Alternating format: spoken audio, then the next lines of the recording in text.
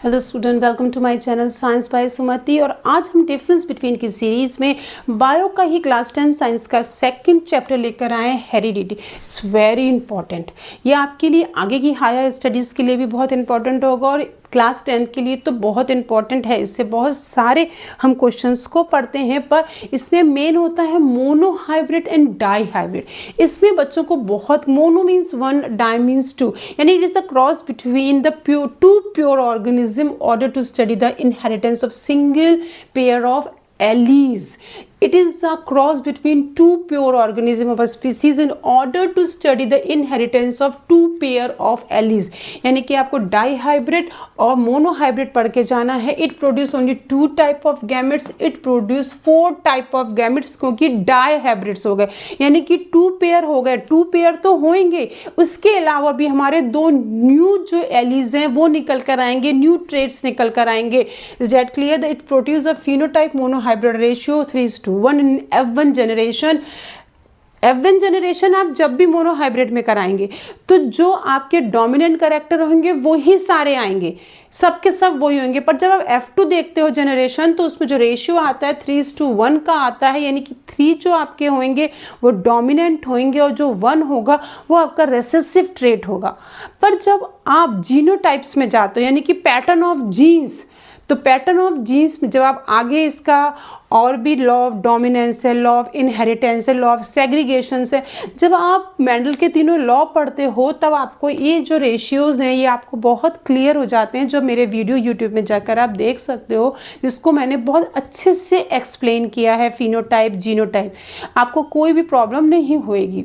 फिर है produce genotype ratio 1:2:1 इन F2 generation.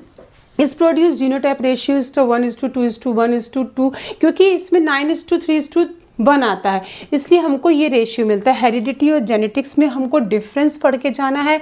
Heredity chapter ये है आपका the process of passing trait from parents to offspring.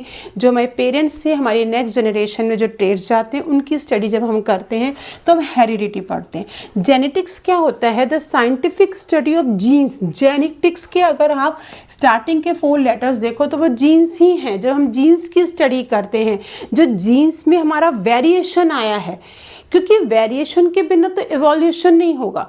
यानी कि अगर हम जेनेटिक्स पढ़ रहे हैं, यानी कि जीन्स के अंदर जो इवोल्यूशन हुआ है हम उसके बारे में पढ़ रहे हैं। आपने अपनी ही एनसीईआरटी में कई ऐसे एग्जाम्पल्स देखे हैं, जैसे बीटल्स का देखा है आपने, इसी तरह आपने छोटे छोटे वॉर्म्स का देखा है।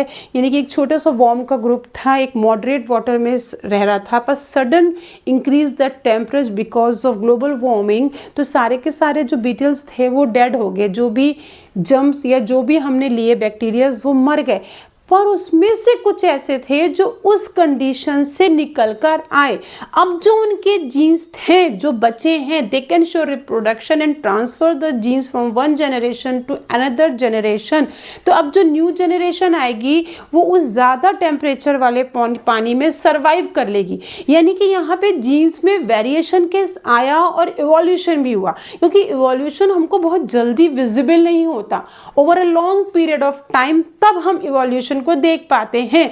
यानी कि हेरिडिटी और जीन्स में आपको डिफरेंस पढ़ना है, मोनो हाइब्रिड, डाई हाइब्रिड पढ़ना है, और आपको होमोजाइगस और हेट्रोजाइगस बहुत पढ़ के अच्छे से जाना है। Homo means same, hetero means different, यानी कि सेम एलीज तो हम बोलेंगे होमोजाइगस, और डिफरेंट एलीज जैसे कैपिटल टी स्मॉल टी वो हेट्रोजाइगस है, कैपिटल टी स्मॉल टी ये आपके कैसे हैं? होमोजाइगस है। एक्वायर्ड ट्रेट और इनहेरिटेड ट्रेड, जो एक्वायर्ड ट्रेड्स होते हैं वो पास नहीं होते from one generation to another generation. तो एनसीईआरटी ने एक बहुत ही अच्छा एक एग्जाम्पल दिया है, अ ग्रुप ऑफ माइस। उन्होंने एक ग्रुप ऑफ माइस लिया और सर्जरी से उन सब की टेल को रिमूव कर दिया। They can show reproduction in the new generation having with tail. उनमें टेल थी, क्योंकि वो जो हमने टेल को रिमूव किया वो हमने सर्जरी करके किया, उनके जीन्स को हमने डिस्ट्रॉय नहीं किया। और जो इनहेरिटेड ट्रेट्स होते हैं ये one generation to another generation transfer होते हैं, पास होते हैं नेक्स्ट प्रोजेनी यानी कि नेक्स्ट जनरेशन में वो पास होते हैं। इनमें इवोल्यूशन हमें नहीं दिखता, इनमें हमको इवोल्यूशन दिखता है। जैसे कि हमने एक एग्जाम्पल, सिंपल से एग्जाम्पल एक्वायर्ड ट्रेट का हम बोलते हैं डॉक्टर का बेटा डॉक्टर नहीं होता।